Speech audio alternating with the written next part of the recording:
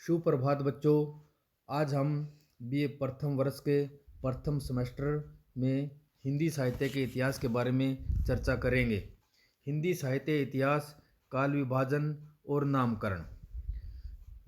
मानव संस्कृति की परंपरा आबाद है, अतः मानव संस्कृति को स्वयं में एक सबल अंग मानकर साहित्यकार अपनी कृति में एक तो शाश्वत मूल्यों एवं सत्यों को ग्रहण करता है, दूसरे वहाँ सामाजिक प्रभावों, रीति रिवाजों, धर्म, समाज, अर्थ और राजनीति आदि के प्रभावों को भी ग्रहण करता है। सामयिक परिस्थितियों और प्रवृत्तियों का प्रभाव अनिवार्य होता है। ये परिस्थितियों और प्रवृत्तियां ही साहित्य के इतिहास का काल विभाजन करने का आधार बन सकती हैं। प्राय इन्हीं बातों को ध्यान में रखते हुए इतिहासकारों ने थोड़े बहुत अंतर के साथ हिंदी साहित्य के इतिहास का काल विभाजन किया है। किसी भी विषय वस्तु का बौद्धिक और वैज्ञानिक अध्ययन करने के लिए कुछ काल्पनिक पक्षों, खंडों, वर्गों या तत्वों में विभक्त किया जा सकता है। ऐसा इसलिए किया जाता है कि उनके अवयवों को समुचित रूप से ग्रहण किया जा सके। अब हम काल विभाजन के आधार के बारे में चर्चा करेंगे। काल विभाजन और नामकरण साहित्य के इतिहास में महत्वपूर्ण स्थान रखते हैं। सामान्यतः काल विभाजन के 6 आधार माने गए हैं, जो इस प्रकार हैं। नंबर 1, ऐतिहासिक कालक्रम के अनुसार नामकरण करना, जैसे आदिकाल, मध्यकाल, संक्रमित काल और आधुनिक काल आदि। नंबर 2, शासक और उसके शासनकाल के आधार पर नामकरण, जैसे एलिजाबेथ युग, विक्टोरिया युग, मराठा युग आदि। नंबर 3, लोकनायक और उसके प्रभाव के आधार पर नामकरण, जैसे चैतन्य काल और गांधी युग आदि। नंबर 4, किसी साहित्य के नेता या प्रमुख रचनाकार, उसके प्रभाव के आधार पर नामकरण, जैसे रविंद्र युग, भारतेंदु युग और द्विवेदी युग आदि। नंबर 5, राष्ट्रीय और सांस्कृतिक घटना अथवा आंदोलन के आधार पर नामकरण, जैसे भक्ति काल, पुनर्जागरण काल, सुधार काल आदि आदि। नंबर 6, साहित्यिक प्रवृत्तियों के आधार पर नामकरण, जैसे रोमानी युग, रीति युग, छायावादी युग, प्रयोग युग आदि। काल विभाजन के आधार भले ही कुछ भी हो, किंतु किसी एक आधार को सर्वस्वीकृति की श्रेणी में नहीं रखा जा सकता। ऐसा प्रतीत होता है कि काल विभाजन में समन्वित पद्धति को काम में लेना अधिक सुविधाजनक है। डॉक्टर नगेंद्र ने अपने इतिहास ग्रंथ की पूर्व पीठिका में इस विषय में 3 उल्लेखनीय बात कही हैं। नंबर 1, काल विभाजन साहित्यिक प्रवृत्तियों और रीति आदर्शों की समानता के आधार पर होना चाहिए। नंबर 2, युगों का नामकरण यथासंभव मूल साहित्य चेतना को आधार मानकर साहित्यिक प्रवृत्तियों के अनुसार करना चाहिए, किंतु जहाँ ऐसा नहीं हो सकता वहाँ राष्ट्रीय सांस्कृतिक प्रवृत्तियों को आधार बनाया जा सकता है, या फिर कभी कभी विकल्प न होने पर निर्विरोध कालवाचक नाम को भी स्वीकार किया जा सकता है। नामकरण में एकरूपता काम्य है, किंतु उसे सायास सिद्ध करने के लिए भ्रांतिपूर्ण नामकरण उचित नहीं है। नंबर 3, युगों का सीमांकन मूल प्रवृत्तियों के आरंभ और अवसान के अनुसार होना चाहिए। जहाँ साहित्य के मूल स्वर अथवा उसकी मूल चेतना में परिवर्तन लक्षित हो और नए स्वर पर चेतना का उदय हो, वहाँ युग की पूर्व सीमा और वहाँ पर समाप्त होने लगे वहाँ उत्तर सीमा माननी चाहिए। काल विभाजन का लक्ष्य अनंत इतिहास की विभिन्न परिस्थितियों के संदर्भ में उसकी घटनाओं और प्रवृत्तियों के विकास क्रम को स्पष्ट करना होता है। साहित्य इतिहास पर भी यह नियम लागू होता है। डॉक्टर गणपति चंद्र गुप्त ने उचित ही लिखा है, साहित्य की अंतर्निहित चेतना के क्रमिक विकास, उसकी परंपराओं के उत्थान पतन एवं उसकी विभिन्न प्रवृत्तियों के दिशा परिवर्तन आदि के कालक्रम को स्पष्ट करना ही काल विभाजन का लक्ष्य होता है, अन्यथा उनकी कोई उपयोगिता नहीं है।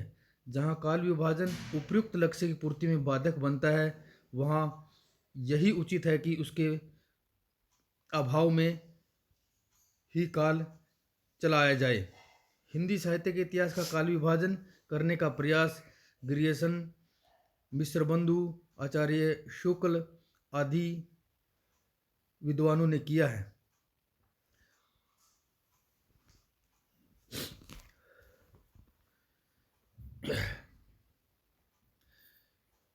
हिंदी साहित्य में आदिकाल का नामकरण। हिंदी साहित्य की धारा कहाँ से निकली तथा इसका नामकरण कैसे और क्या किया जाए, यह जानने की उत्सुकता लेकर यदि चिंतन और अध्ययन करें तो हमें अब से लेकर लगभग 1000 वर्ष पीछे का इतिहास पलटना होगा। हिंदी साहित्य का नामकरण करने वाले विद्वानों की एक लंबी श्रृंखला है, अतः समय समय पर उनके द्वारा किए गए उनके नामकरणों पर प्रश्न उठते रहे हैं। हालांकि सभी विद्वान इस बात से सहमत हैं कि आचार्य रामचंद्र शुक्ल द्वारा किया गया हिंदी साहित्य के इतिहास का काल विभाजन सर्वदा उचित है, जो इस प्रकार है। उन्होंने वीरगाथा काल को संवत 1050 से संवत 1375 तक माना है। मध्यकाल के उन्होंने 2 पार्ट किए हैं, भक्तिकाल संवत 1375 से 1700 ईस्वी और रीतिकाल 1700 से 1900 ईस्वी तक, और आधुनिक काल संवत 1900 से लेकर आज तक उचित है। परंतु विभिन्न विद्वानों द्वारा शुक्ल जी द्वारा किए गए वीरगाथा काल संवत 1050 से 1375 नाम से असहमत हैं।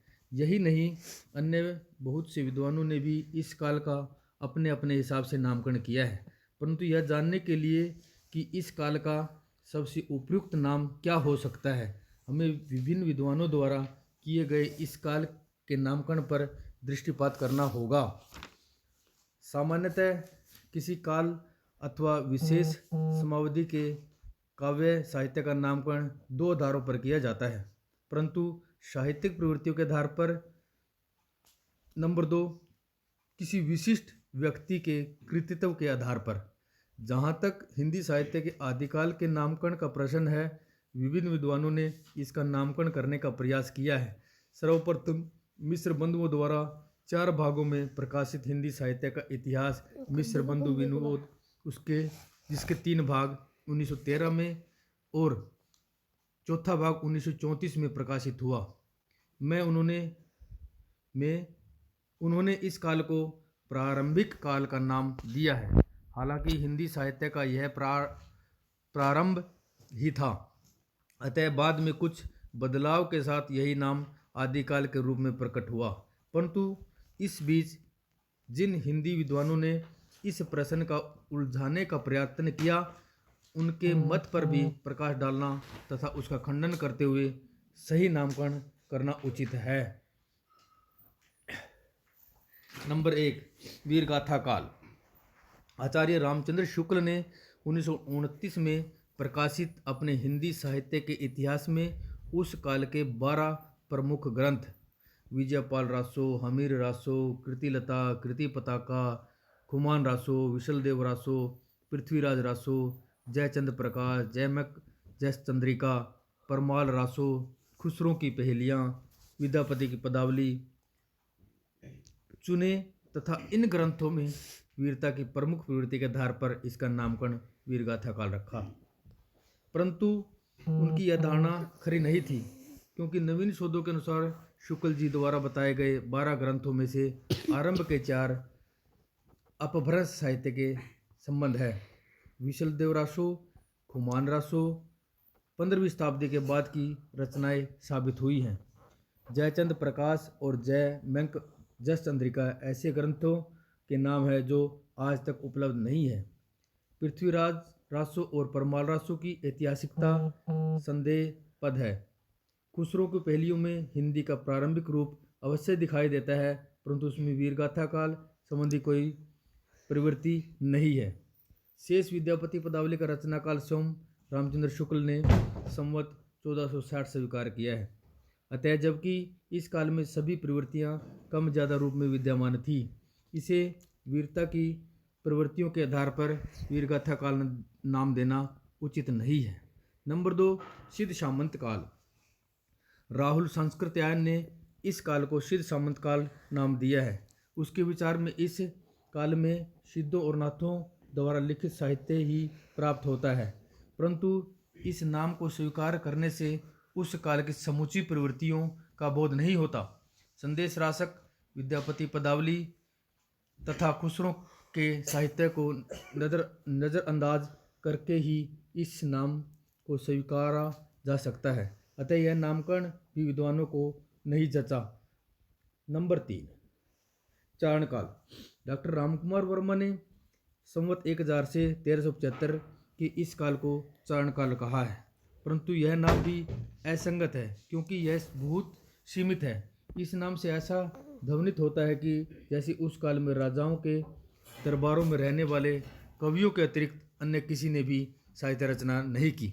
नवीन अनुसंधानों से यह सिद्ध हो चुका है कि तत्कालीन साहित्य में चारण प्रवृत्तियाँ आंशिक रूप से भले ही विद्यमान रही हो, किंतु उसकी प्रमुखता नहीं है, जिसके आधार पर इस युग का नाम चारणकाल रखा जाए।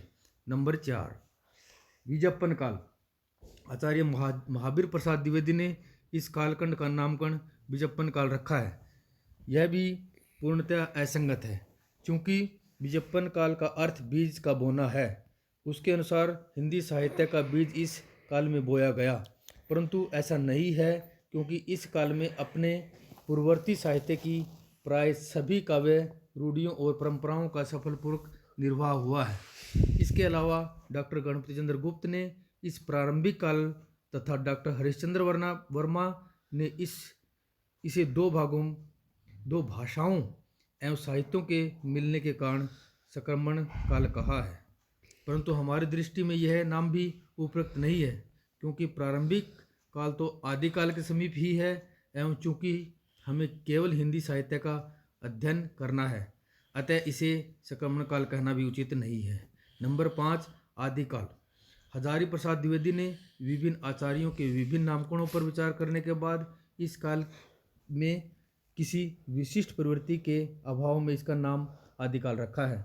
उनके अनुसार वस्तुतः हिंदी साहित्य का आदिकाल शब्द भ्रामक धारणा पैदा करता है और श्रोता के चित्त में यह भाव उत्पन्न करता है कि कल कोई आदिम मनोभावपन परंपरा काव्य रूढ़ियों से अछूते साहित्य का काल है।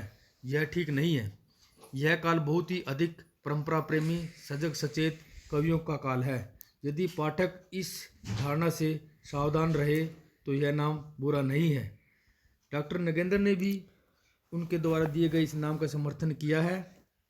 उनके अनुसार वास्तव में आदि ही ऐसा नाम है जिसे किसी न किसी रूप में सभी साहित्यकारों ने स्वीकार किया है तथा जिसने हिंदी साहित्य के इतिहास की भाषा, भाव, विचार, शिल्प आदि विषयों का सहज अनुभूत प्राप्य है। अतः उपयुक्त विवेचन के आधार पर कहा जा सकता है कि आदिकाल के उपलब्ध साहित्य के आधार पर इस काल में विशिष्ट साहित्यिक प्रवृत्तियां तथा किसी विशिष्ट व्यक्ति के कृतित्व के दर्शन नहीं होते, इसलिए इसे आदिकाल नाम देना ही उपयुक्त है। इसलिए बच्चों, हम आदिकाल का नामकरण आदिकाल ही सबसे उचित मानते हैं। धन्यवाद।